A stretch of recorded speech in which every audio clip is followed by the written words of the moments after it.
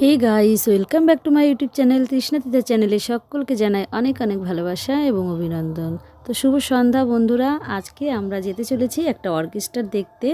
এটা হচ্ছে শঙ্করপুর দীপ্তিকলের মাঠের ওখানে অনুষ্ঠানটা হতে চলেছে। তা আমরা এই যে সকলে মিলে রেডি হয়ে নিয়েছি, আর ওপাশে রয়েছে তৃষ্ণা, ওই ভিডিও করছে, আর এপাশে আমার ছোট্ট মেয়েকে নিয়ে এখন যাব। মামামের পাপা হঠাৎ করে এসে বলছে যে চলো আমার রেডি হও তাড়াতাড়ি, এখন আমরা অনুষ্ঠানে যাব।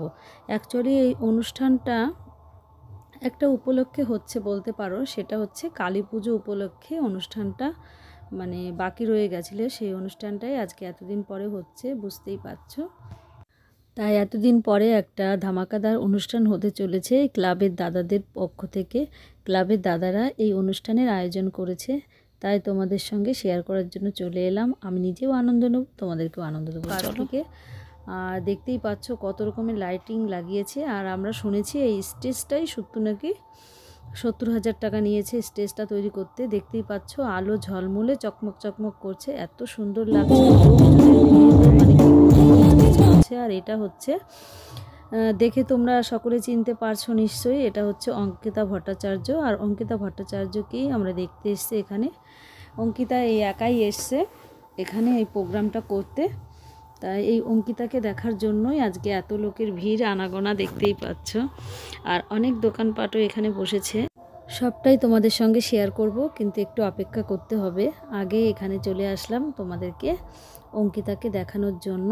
আর তোমরা সকলেই জানো যে অঙ্কিতা ভট্টাচার্য একটা গান গেয়ে ভাইরাল হয়েছিল, সেটা হচ্ছে কোমলায় নৃত্য করে থমকিয়া থমকিয়া। এই গানটায় ভাইরাল হয়েছিল, সকলেই তোমরা জানো।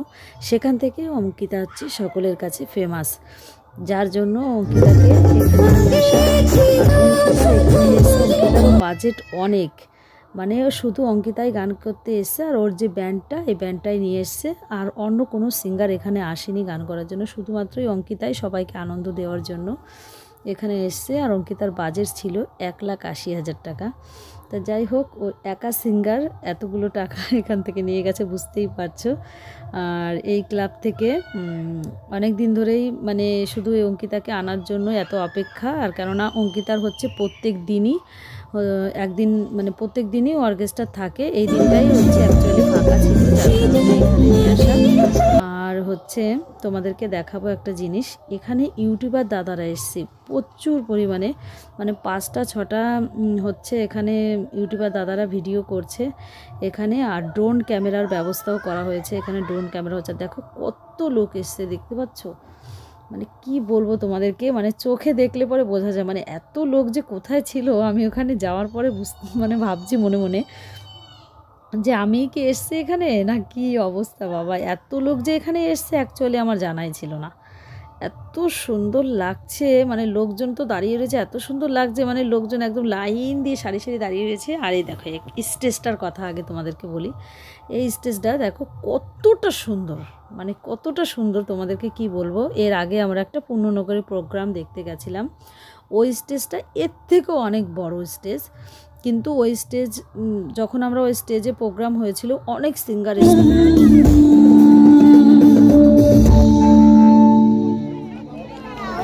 Thank you.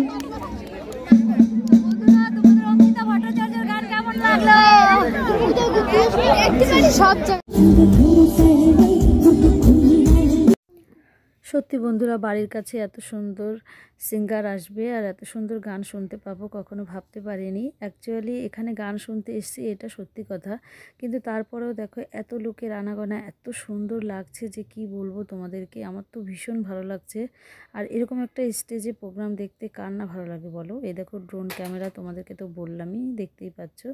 এই ড্রোন ক্যামেরাটা এখন আবার ছাড়বে, আর লোকজন রয়েছে অনেক, যার কারণে ওপরে ধরে রেখেছে, তারপরে একটু পরেই ছেড়ে দেবে ওপরে। এত সুন্দর, মানে কি বলবো তোমাদেরকে, এত সুন্দর লাগছে যে বলার মতো না। লাইটিংটার পেছনে যে দেখতেই পারছো একটা পর্দা লাগিয়েছে, যে অঙ্কিতা গান করছে তার ছবিটা পেছনে ভেসে উঠছে, এত সুন্দর লাগছে। দূর থেকে তো আমি ভেবেছিলাম এলসিডি লাগানো, কিন্তু না, কাছ থেকে এসে দেখছি পর্দা লাগানো। মানে অঙ্কিতা যে মানে গানগুলো করেছিল সেই গানগুলো ওখানটায় মানে হয়তো কোনো পেন ড্রাইভ কিংবা কোনো কিছু দেওয়া আছে, যার কারণে অঙ্কিতার আগে যে প্রোগ্রামগুলো রয়েছে সেই প্রোগ্রামের সিনগুলো ওই পর্দার উপর ভেসে উঠছে।